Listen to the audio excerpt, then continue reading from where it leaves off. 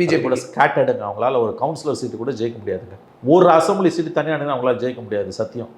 ஜெயிச்ச கட்சி ஏடிஎம்கே டிஎம்கே அது பை ஆக்சிடென்ட்டுங்க. 96ல் ஜெயிச்சது, 91ல் ஜெயிச்சதெல்லாம்.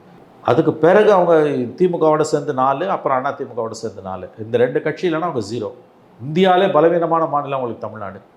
2001 கருணாநிதி உயிர் கொடுத்து 4 எம்எல்ஏ உள்ள அனுப்பினார். 21 அந்த புண்ணியத்தை எடப்பாடி கட்டிக்கிட்டார். அது ஒரு அரசியல் கட்சி, பெரிய கட்சி, இந்தியாவை ஆள்ற கட்சி. அதோட கொள்கை சித்தாந்தம் எல்லாம் என்னன்றது தெரியும். தமிழ்நாட்டில் இந்தியாவிலேயே அதுக்கு மிக அதிக எதிர்ப்பு இருக்க ஒரே மாநிலம் தமிழ்நாடு. ஒரு லைட் போஸ்ட்டை கேட்டால் கூட அது ஆன்டி பிஜேபின்னும். அப்படிப்பட்ட ஒரு வெகுஜன மக்கள் விரோத இயக்கம் அது. 3 முறை மோடி அமோகமாக ஜெயிச்சார். ஆனால் தமிழ்நாட்டில் மட்டும் தொடர்ந்து படுதோல்வியை தழுவினார். 37 சீட்டு ஜெயலலிதா பீரியடில், ஸ்டாலின் 38, 2வது ஸ்டாலின் 40, பாண்டிச்சேரியோட சேர்த்து. சைபர் ஆட்சி பிஜேபி. மக்கள் கம்ப்ளீட்டாக எதிராக நிற்கிறாங்க பிஜேபிக்கு தமிழ்நாட்டில்.